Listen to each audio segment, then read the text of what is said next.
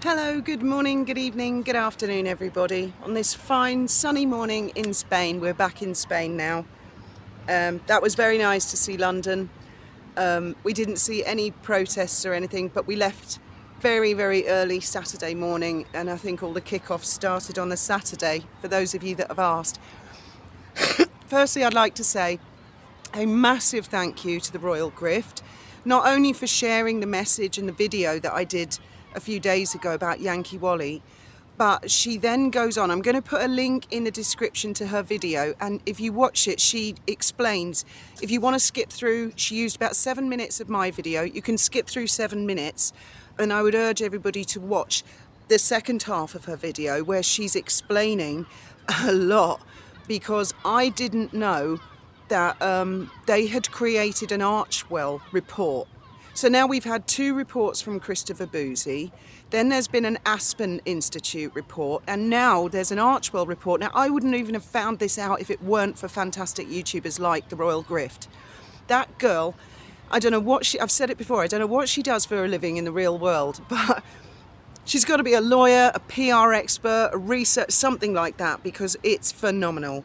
And she makes some extremely valid points. I'd also like to say thank you to all of you who have shared my content regarding the dangers of free speech being silenced online, and a lot of these weird acts of parliament in the UK. I think some of them are born out of goodwill or the best will in the world, but they're dangerous nonetheless, and others I think are born out of control.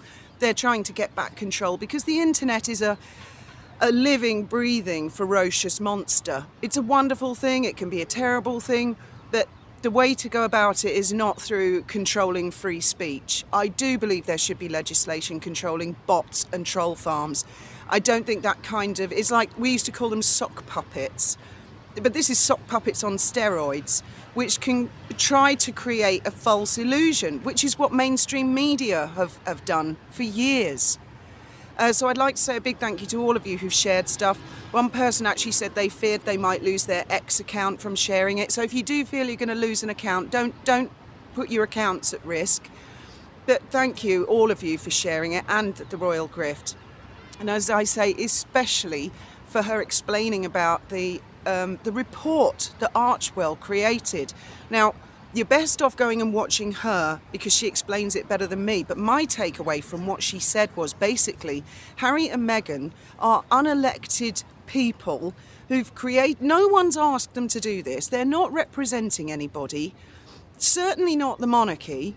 Why are they doing this? And in this report, they put in all kinds of unverifiable facts and statements from people who are unnamed. Like, there are statements along the lines of, and it's not verbatim, but like, I want the world to be full of kindfulness and mindfulness and hopefulness, signed a parent who lost their child through suicide, but the statement looks like it was written by Meghan, and they don't even name the parent. And I haven't actually heard any of the parents themselves talk. Again, all I've heard is Harry and Meghan. And I agree with the Royal Grift. They're using the idea of keeping young people safe on the internet. Why just young people? Why not middle-aged people? Why not older people? Why not everybody? Why does it always have to be young people? For goodness sake, Meghan's older than Catherine and William. She's older than Harry. She's the oldest one out of the family, right, shall we say. Why young people? I've got a lot to talk about today, a lot. Some of Harry and Meghan's supporters have said, why the interest in Meghan and Harry? Why not so much in Catherine, William, Charles and Camilla? Well, because the royals, we know how they're going. We know their destiny. We know how the monarchy works. This is a 1,000-year-old institution. We do not know how Harry and Meghan are going to fare, any more than we did David. Well, not that I was alive at the time, but David and Wallace, the story of David and Wallace. Why, where, what's going to happen? Or Diana, although her life was cut short, she would have continued to create interest because it's not the norm. It's not the standard. That's not what we expect. We know Catherine and William are going to become the King and Queen of England. We know that. We know what their destiny is. We know what their children's destiny is. What Meghan and Harry have done by leaving the royal family, it's a bit like if you're a carpenter or you're laying tiles and you just go out a little bit, but then that little bit, by the time you get to the end, is a lot. And that's what's happening with Meghan and Harry. It's not the norm. So nobody knows what they're going to do. And there would be no fascination in Meghan whatsoever if she had not married into the British royal family. And I think it was the aftermath, the lovely Tina, I'll put a link in the description to her channel as well, who said to me that she believes that a lot of Meghan's hardcore fans are actually Rachel Zane fans, and that they see Meghan as Rachel Zane, the character. And I can understand that, actually. There have been certain characters on TV that I've absolutely loved, and then I've met the real actor in real life, and they are nothing like the character. One example I can give is Chris Ellison. I don't know if Americans or Australians or anyone outside of the UK will know who Chris Ellison is, but he played a character called Inspector Burnside in a very well-known TV show called The Bill. And he was this sort of hard copper police officer, bullshit it about. He was fantastic. He was so popular. And he lives in my hometown of Brighton. And I've met Chris. I not only met him, Graham and I invited him back to our boat. And he came round for a cup of tea for a couple of hours. And I was just starstruck. It was just awesome having Inspector Burnside sitting in our boat in Brighton Marina for a chat. And I was crestfallen because he was nothing in real life. Chris Ellison is he's a lovely guy, a very funny guy, but he is nothing like the character that he played. He's nothing like Frank Burnside. And it's stupid of us. We just expected Frank Burnside, I think he was a DCI, to come round to the boat and be like, all right, mate, on Burnside, you've been breaking the law. We just expected him to be like that, and he wasn't. He was full of giggles. He's actually quite, well, he's got a great sense of humour, and very giggly, and the kind of person that Frank Burnside would have kicked the shit out of and arrested. So, yes, I can see what Tina means. Maybe a lot of Meghan's traditional fans, because she would have had, I don't know, 1 million or 1.5 million actual fans, maybe more, that watched the show. And so for those people, when they saw her marry into the British royal family, they may not have known much about the British royal family. So for them, it was a big deal that Rachel Zane was getting married to a prince, a prince somewhere. For the rest of the world, it was a girl that none of us had heard of before marrying into the most famous family in the world. So perhaps that's, why they see her in a different way to the way that we see her. Now the photo overnight. I've got a lot to say about the photo. There's been a photo released from behind of Meghan and Harry, and they say they're holding hands, but actually if you look, they're two hands, they're not even touching. It's like air hand holding, as somebody put it on X. I'll have to try that with Graham. Firstly, call me paranoid, I don't believe that's Meghan and Harry in the picture. It just doesn't look like them from behind. Now, I'm not saying also that it's Meghan and Harry that have set this up. I could be wrong, but it seems to me this is a Daily Mail exclusive. So, I know what the press can be like. Is this something mischievous? Sorry about the ambulance, they do this. There's no traffic in its way at all. There's nothing in its way. Why are you doing that? They do it all the time. The press can be very, very mischievous. And perhaps, I'm just saying, this is a word in defence of Meghan and Harry, who may wake up thinking, what the hell, we're not on any sort of an island. We never staged any photos. Who the hell is that? That's certainly not us. Is that designed to make us look bad because there are no kids in the shot? They're on holiday.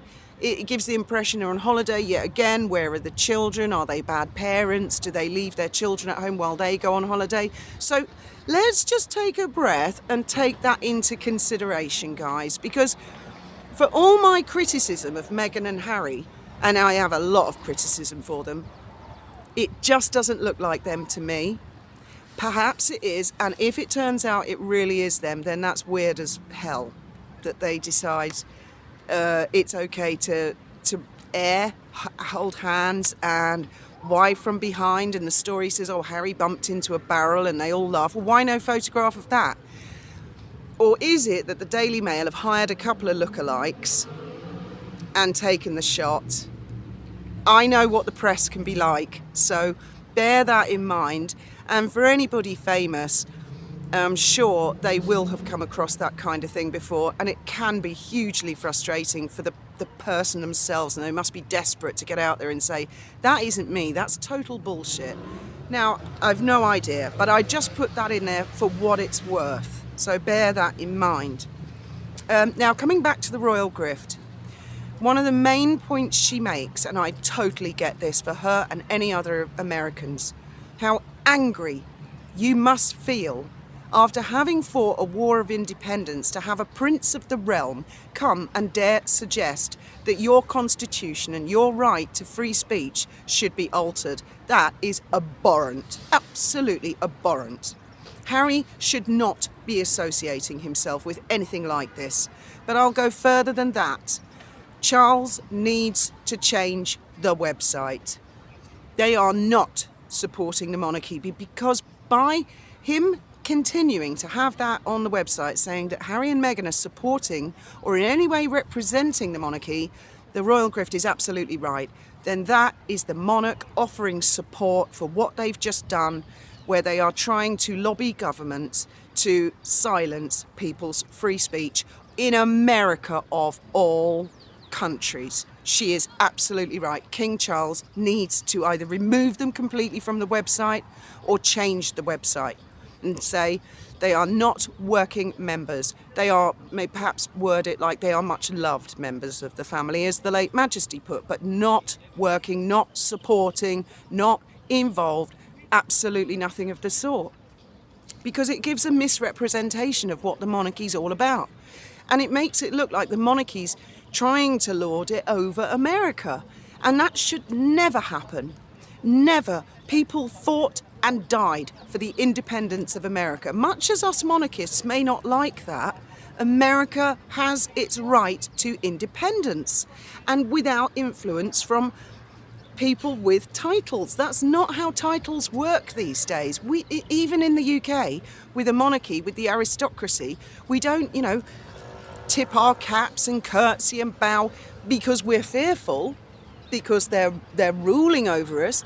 We love them because they represent our tradition and they respect that. So that is a big, big thing for me.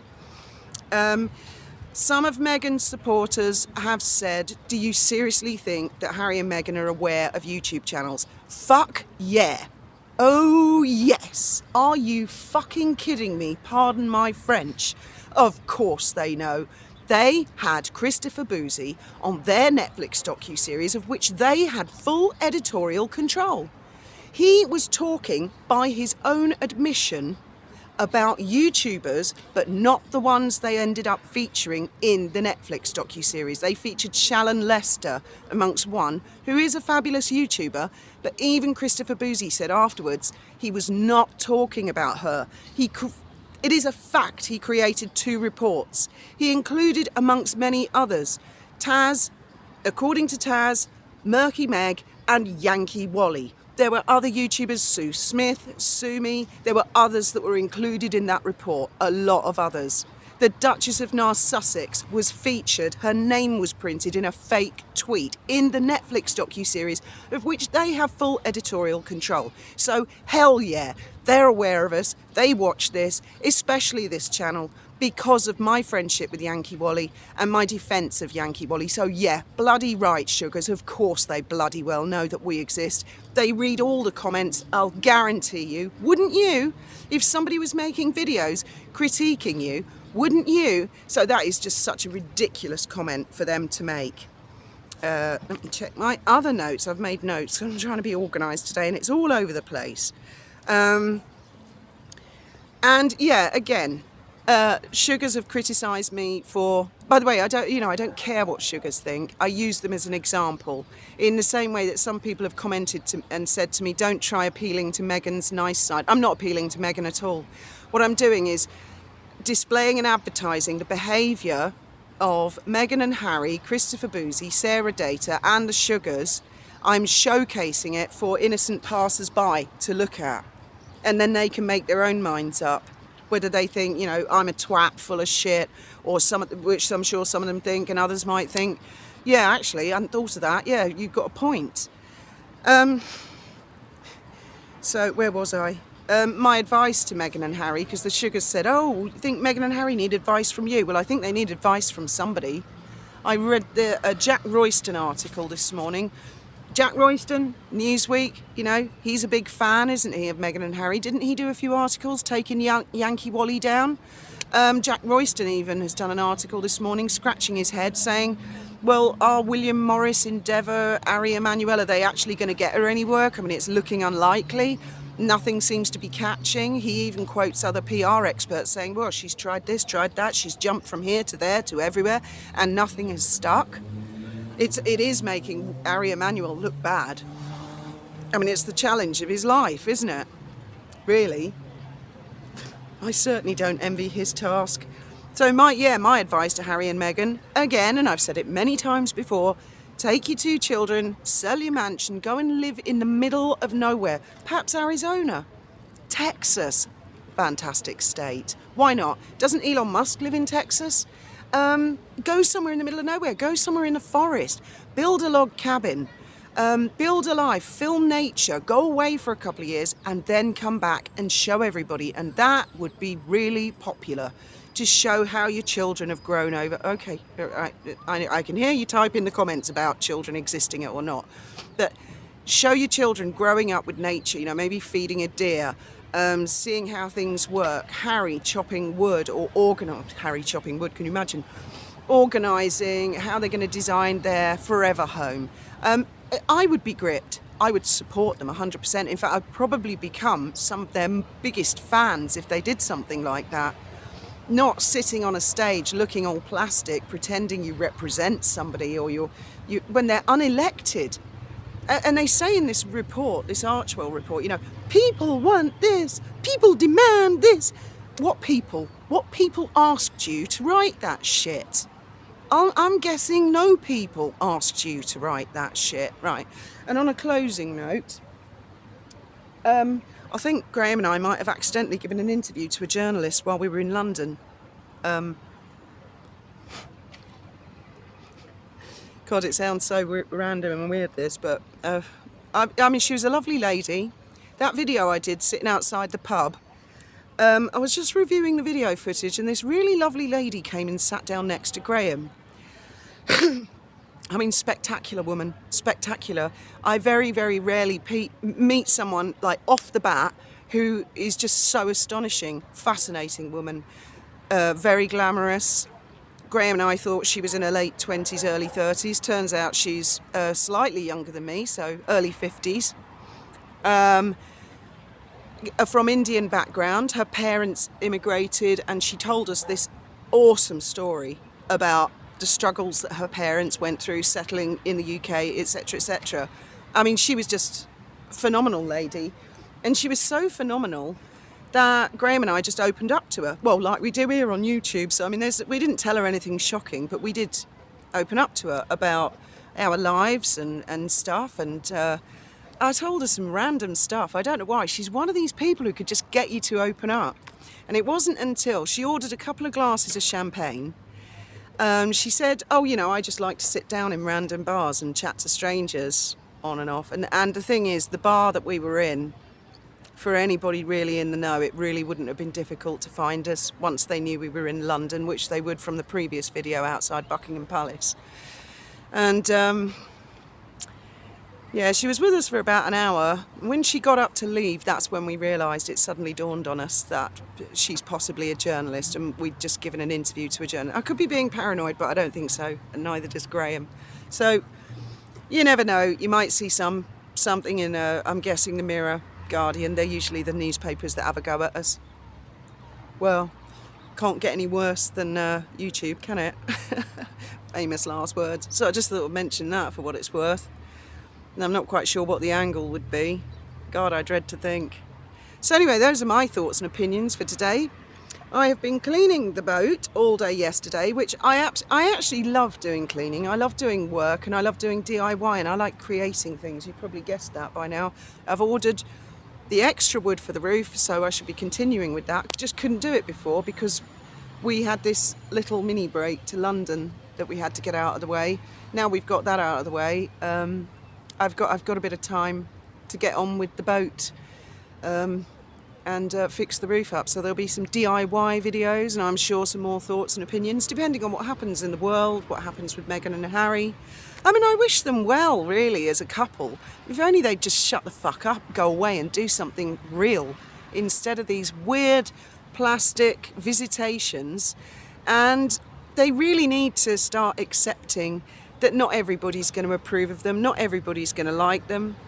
God's sake, grow a skin. Fucking hell.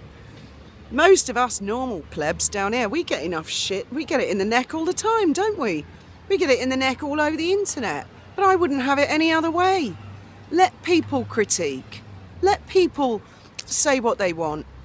I don't even block sugars on X. Well, I have blocked one, but that's because I don't think they're a sugar. That's just a fucking lunatic that stalks Trevor. But apart from that, the sugars, if you go through and I let them say what they want because they are just as entitled to their opinion. Weird opinion as they are, out there opinion, totally different to mine, twisted opinions, whatever, but they're still entitled to that. And I don't think they realise that if Harry and Meghan get their own way, they too shall be silenced. Anyway, as always, thank you very much for listening and I look forward to hearing your thoughts and opinions on this lovely Sunday morning, evening or afternoon. Thank you very much for listening.